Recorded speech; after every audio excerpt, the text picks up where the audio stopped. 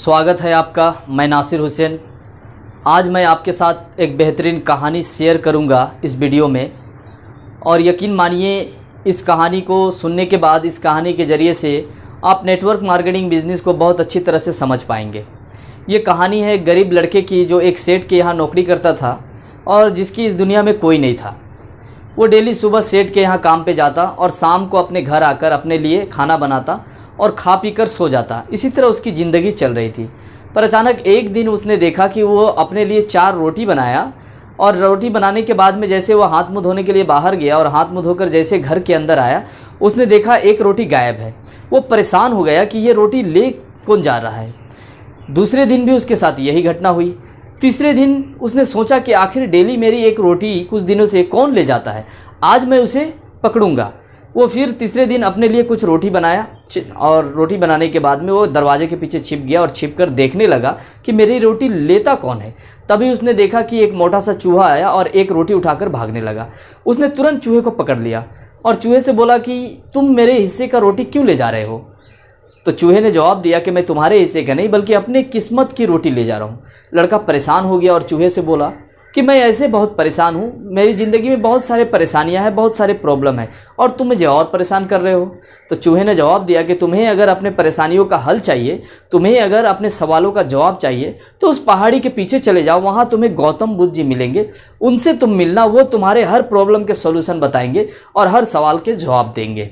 वो लड़का मन बना लेता है गौतम बुद्ध जी से मिलने के लिए, और अगले दिन वो अपने मालिक से मिलता है, सेठ से मिलता है, और मिलकर उनसे कुछ दिनों की छुट्टी लेकर गौतम बुद्ध जी से मिलने के लिए चल पड़ता है। चलते चलते वो एक घने जंगल में पहुंचता है, और जंगल में पहुंचने के बाद वो देखता है कि जंगल में पहुंचते ही शाम हो गई।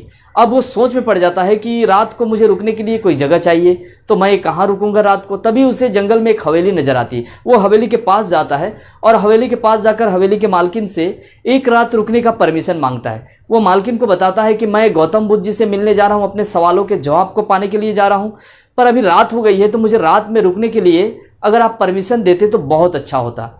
मालकिनी बोलती है ठीक है, तुम रात में यहाँ रुक सकते हो, लेकिन मेरा भी एक सवाल का जवाब तुम लेते आना। मेरी एक लड़की है जो 20 साल की है, पर वो बचपन से कुछ नहीं बोली, तो वो कब बोलेगी। लड़का बोलता है ठीक है। लड़का रात वहीं सो जाता है, और दूसरे दिन सुबह उठकर फिर वो अपने मंजिल की तरफ बढ़ने लगता है। चलते चलते फिर वो पहाड़ी के पास पहुँचता है। अब पहाड़ी के पास पहुंचकर वो फिर चिंता में पड़ जाता है कि मैं इस पहाड़ी को पार कैसे करूं। तभी उसे पहाड़ी में एक जादूगर नजर आता है। वो जादूगर के पास जाता है और उससे बोलता है कि आप मेरा हेल्प करो, मुझे इस पहाड़ी के उस पार भेज दो। मैं गौतम बुद्ध जी से मिलने जा रहा हूँ, उनसे अपने सवालों के जवाब पाने के लिए जा रहा हूँ। जादूगर बोलता है ठीक है, मैं तुम्हें पहाड़ी पार करा दूंगा, पर तुम मेरा भी एक सवाल का जवाब लेकर आना। तुम गौतम बुद्ध जी से पूछना कि मैं 1000 साल से तपस्या कर रहा हूँ स्वर्ग जाने के लिए, पर अभी तक मुझे स्वर्ग का रास्ता नहीं मिला, तो मुझे स्वर्ग का रास्ता कब मिलेगा। लड़का बोलता है ठीक है, और जादूगर अपने जादू के छड़ी घुमाता है और लड़के को पहाड़ी के उस पार भेज देता है। लड़के जैसे लड़का पहाड़ी से नीचे उतरता है, उसके सामने एक बड़ी नदी होती है। अब नदी को पार करना है। वो फिर से चिंतित हो जाता है कि नदी को पार कैसे करूं। तभी उसे एक कछुआ दिखाई देता है। वो कछुआ से मदद मांगता है कि मुझे नदी पार करा दो, मैं गौतम बुद्ध जी से मिलने जा रहा हूं, अपने सवालों के जवाब पाने के लिए जा रहा हूं। तो कछुआ बोलता है ठीक है, मैं तुम्हें पार करा देता हूं, पर तुम मेरे भी एक सवाल का जवाब लेकर आना। मैं 100 साल से ड्रैगन बनने की कोशिश कर रहा हूं, पर बन नहीं पा रहा हूं, तो मैं ड्रैगन कब बनूंगा। और कछुआ उसे अपने पीठ में बिठाकर नदी के उस पार पहुंचा देता है। लड़का नदी पार करके कुछ दूर चलता है और गौतम बुद्ध जी के आश्रम में पहुंचता है। जब वो आश्रम में पहुंचता है और गौतम बुद्ध जी से मिलता है, तो गौतम बुद्ध जी बोलते हैं कि मैं आज हर व्यक्ति के सिर्फ 3 सवाल का ही जवाब दूंगा, 3 प्रश्नों के ही उत्तर दूंगा। लड़का सोच में पड़ जाता है कि अगर सिर्फ 3 सवाल का जवाब लूँ, मैं अपना सवाल अगर का जवाब लूँ, तो बाकी जो 3 मुझसे मिले थे, जिन्होंने मेरी मदद की, उनके सवालों का जवाब तो रह जाएगा, और अगर उनका पूछूँ तो मेरा सवालों का जवाब रह जाएगा। फिर लड़का सोचता है कि मेरी ज़िंदगी तो जैसे भी हो कट ही रही है, क्यों ना मैं उन तीनों के सवालों का ही जवाब ले लूँ। और लड़का तीनों का सवाल गौतम बुद्ध जी से करता है। गौतम बुद्ध जी पहले सवाल का जवाब देते हैं और बोलते हैं कि मालकिनी से कहना जिस दिन वो अपने लड़की की शादी करा देगी, उस दिन से उसकी लड़की बोलने लगेगी। दूसरे सवाल के जवाब देते हुए कहते हैं कि तुम जादूगर से कहना जिस दिन वो अपने जादू की छड़ी को त्याग कर देगा, उस दिन वो उसे स्वर्ग जाने की रास्ता मिल जाएगी। और उस कछुए से कहना कि जिस दिन वो अपने कवच उतार देगा, उस दिन वो ड्रैगन बन जाएगा। लड़का तीनों सवाल का जवाब लेकर फिर वापस अपने घर की तरफ चलता है। फिर उस नदी के पास पहुंचता है, कछुआ उसे नदी पार कराता है। उसके बाद लड़का कछुए से कहता है कि जिस दिन गौतम बुद्ध जी ने कहा है कि जिस दिन तुम अपने कवच उतार दोगे उस दिन तुम ड्रैगन बन जाओगे।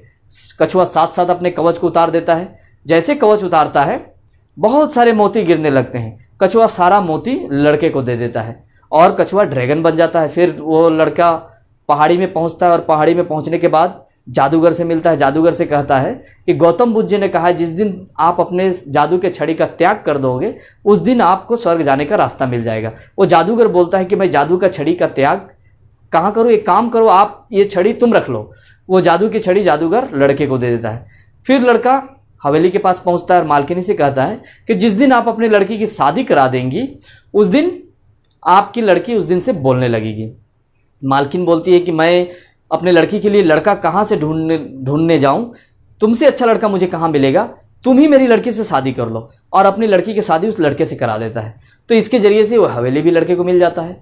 तो दोस्तों इस कहानी से हमने क्या समझा, इस कहानी से क्या समझ में आया कि आप उस लड़के ने अपने सवालों का त्याग करके उन तीनों का सवालों का जवाब लिया, उन तीनों का प्रॉब्लम का सॉल्यूशन लिया, तो उस लड़के का प्रॉब्लम खुद ब खुद सॉल्व हो गया। कछुए के जरिए से उसे मोती मिल गए जिससे वो धनवान हो गया। जादूगर के जरिए से उसे जादू की छड़ी मिल गया जिससे वो ताकतवर हो गया। और मालकिनी के जरिए से उसे उसकी शादी भी हो गई और हवेली भी मिल गया। इसी तरह नेटवर्क मार्केटिंग बिजनेस में आप अपने टीम के डेवलप के बारे में जितना सोचेंगे, अपने टीम को जितना डेवलप करेंगे, अपने टीम को जितना आगे बढ़ाने के बारे में सोचेंगे, उतना ही आपका डेवलपमेंट होगा। आप अपने टीम को, अपने मेंबर को लीडर जितना बनाएंगे, जितने अच्छे लीडर बनाएंगे, जितना अच्छा बिजनेस करने वाले बनाएंगे, उतना ही आपका डेवलप होगा, आपका बिजनेस आगे बढ़ेगा। आप अपने जूनियर का अचीवमेंट पे जितना ध्यान देंगे, आपका अचीवमेंट 100% होगा। उम्मीद करता हूँ ये कहानी आपको पसंद आई होगी और इस कहानी को अपने टीम के साथ भी शेयर करें ताकि वो भी नेटवर्क मार्केटिंग बिजनेस को अच्छी तरह से समझ पाएँ। और वीडियो अगर आपको पसंद आई तो वीडियो को लाइक करें, शेयर करें। चैनल में अगर आप नए हैं या चैनल को सब्सक्राइब नहीं किया है तो चैनल को सब्सक्राइब करें, बेल आइकन को प्रेस करें। आप भी सुरक्षित रहें, अपने परिवार को सुरक्षित रखें और वीडियो को पूरा देखने के लिए दिल से आपका बहुत बहुत शुक्रिया।